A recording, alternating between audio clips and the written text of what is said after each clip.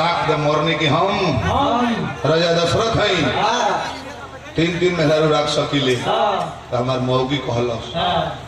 कि हम द्रौपदी हैं 5 गो मरद राख सकते असही बाबा बड़ी धार्मिक हैं कोनो साल नहीं खजन महामृत्युंजय जाप ना कराई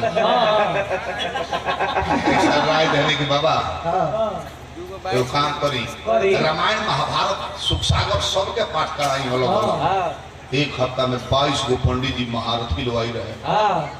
पाठ भइल विदाई के बड़ा पंडित जी कहनी तो विदाई होके पहल का पंडित जी तो बाबा गोइनी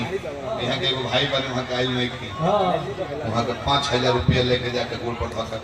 पप्पू बाबा गोल लगानी पप्पू बाबा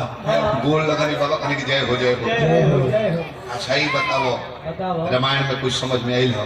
कल बाबा सब रामायण सुननी है सब अच्छा बा बहुत सुंदर हमारे ये को बात ना बुझाई ना कि रावण राक्षस रहले कि राम राक्षस रहले दूर तोरी भाला हो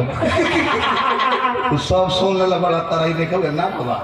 खाली इतना मिस्टेक हो गई बाबू हाई बना कि रावण राक्षस रहे कि राम राक्षस रहे कहले कि देखो ना राम राक्षस रहले ना रावण राक्षस रहले सबसे बड़ा राक्षस हम बानी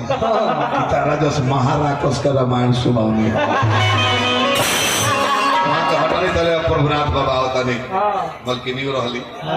10,000 रुपया धके यहाँ के अपना महाराज जी के गोल लगता नहीं गोल पर धके ना मुड़ी पर धके गोल पर धके गोल लगनी वहाँ कहनी कि तारा का शिक्षा मिलल हमरा एक कथा से सुख सागर से रामायण महाभारत से बाबा कहने की बाबा ना कहोई कि कौन सा अपना बाबूजी के उग्रसेन के जेल में बंद करके स्वयं राजा बन के मालिक बन गई हम वही फिर में बानी कि कुल भाई लोग के हिस्सा हथिया के जेल में बंद करके अकेले मालिक बन जाए छी छी छी नाश हो गया नाश हो पनीर पकौड़ा खाइल डाल मलगुदा खेला काजू किशमिश डाल हो तले जाने की यहाँ के मलकिनी अवतारी नाम का हो चितपट देवी चितपट देवी जी ठुमक प्रोफेसर ही पढ़ाई साड़ी लेके गई बड़ी आई गोड़ पर धो के गोड़ लाके 500 धो के गोड़ लगली बाबा कहने की बच्चा जय हो तू का शिक्षा ले बड़ू हमारा पुराण से कहले बाबा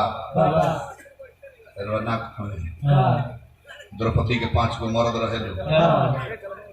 हम सोचता नहीं एगो यहाँ के बोलने बनी अच्छा गौरी खोज ले आई छी छी छी हटो हटो गोल के गोल चोरिया है भाई पहले बाबा के एगो साली आई रहली बोल के सिया और ऊपर सवाल ले लटकोले आवती है बेचारी जानते हो ना ओ नो हाय बाबा हाय ये लीजिए ना आपका गुरु दक्षिणा है लीजिए ना ये गुरु दक्षिणा है गुरु दक्षिणा नहीं तो लीजिए ना अपना गुरु दक्षिणा सारे मुझसे बहुत पंडित गुरु दक्षिणा है ले लीजिए दे दे बाबा गोल लगली जय हो बच्चा तू प्रभुनाथ बाबा साली है का नाम हो मन रखनी कुमारी तारा का शिक्षा मिलल हो कहले कि बाबा बाबा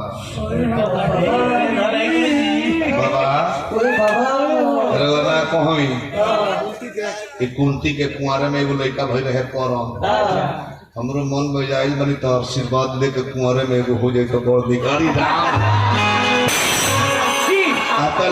एगो सारे आवता वही टाइम